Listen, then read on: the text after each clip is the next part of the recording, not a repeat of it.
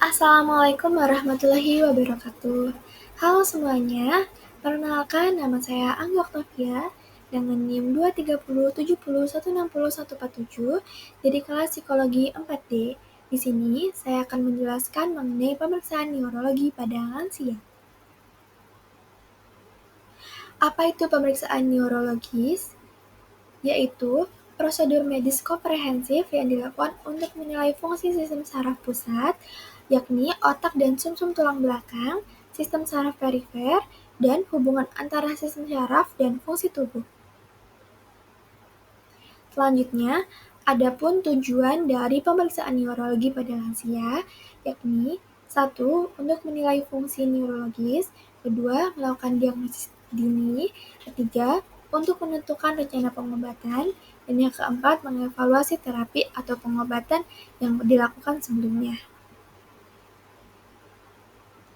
Adapun, dalam melaksanakan asesmen geriatri atau pemeriksaan neurologis pada lansia, terdiri dari tim interdisipliner yang terdiri dari dokter, seperti dokter umum, dokter spesialis organ dalam, ataupun spesialis radiologis.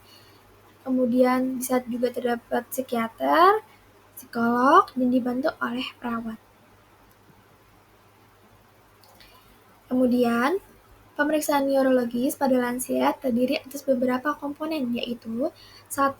Anamnesis atau wawancara medis, 2. Pemeriksaan status mental, 3. Pemeriksaan saraf kranial, 4. Pemeriksaan motorik, 5. Pemeriksaan sensorik, dan 6. Pemeriksaan refleks yang akan dijelaskan lebih lanjut di slide selanjutnya.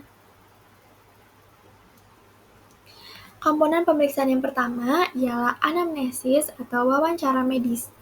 Anamnesis ialah proses pengumpulan informasi dari pasien atau keluarga untuk mengetahui riwayat penyakit yang dialami sebelumnya, kemudian gejala penyakit yang dialami, riwayat penyakit keluarga, kemudian riwayat trauma, bisa itu trauma psikologis maupun trauma fisik, seperti terjadinya benturan kepada kepala.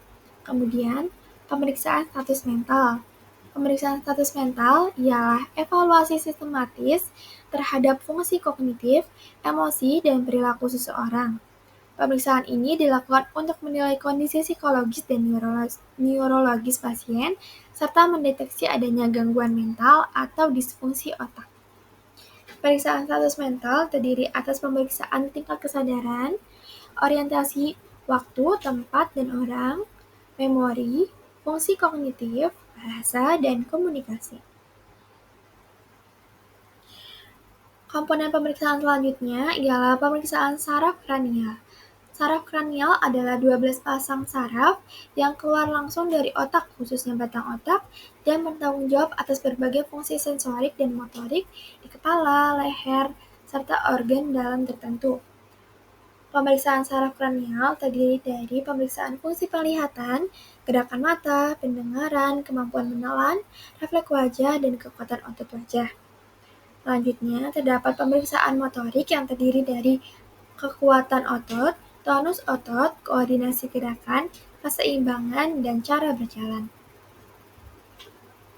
Kemudian selanjutnya, pemeriksaan sensorik yang terdiri dari pemeriksaan sensasi nyeri, sensasi sentuhan, sensasi suhu, dan propriosepsi atau kesadaran posisi tubuh. Selanjutnya, pemeriksaan refleks. 1. Pemeriksaan refleks deep tendon dan refleks abnormal, contoh refleks Babinski. Refleks Babinski ini dapat dilihat ketika palu refleks diketukkan pada telapak kaki, kemudian jari-jari kaki mengarah ke atas, jempol kaki mengarah ke atas, dan jari-jari lainnya merenggang. Selanjutnya, selain dari komponen pemeriksaan yang telah dipaparkan sebelumnya, dalam pemeriksaan neurologi kerap kali juga diperlukan pemeriksaan penunjang.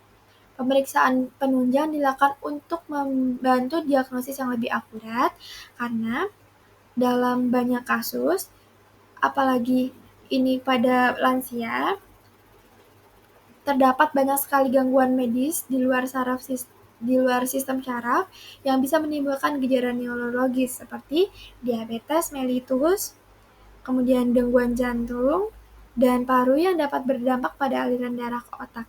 Selain itu, lansia juga sering memiliki komorbiditas penyakit penyerta yang bisa berkontribusi terhadap gangguan neurologis. Adapun pemeriksaan penunjang terdiri dari pemeriksaan laboratorium, fototoraks atau EKG, kemudian tes neuropsikologis, yakni Mini Mental State Examination, Islamic Score Hinsky, dan Montreal Cognitive Assessment atau MOCA.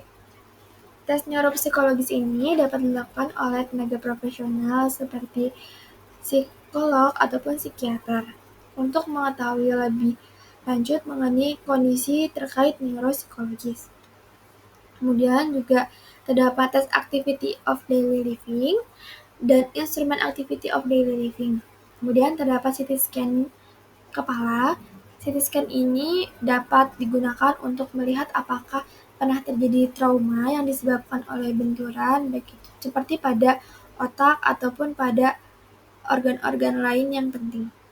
Kemudian juga terdapat pemeriksaan penunjang elektroencephalografi. Itu saja yang dapat saya sampaikan. Terima kasih. Sampai jumpa. Wassalamualaikum warahmatullahi wabarakatuh. Bye-bye.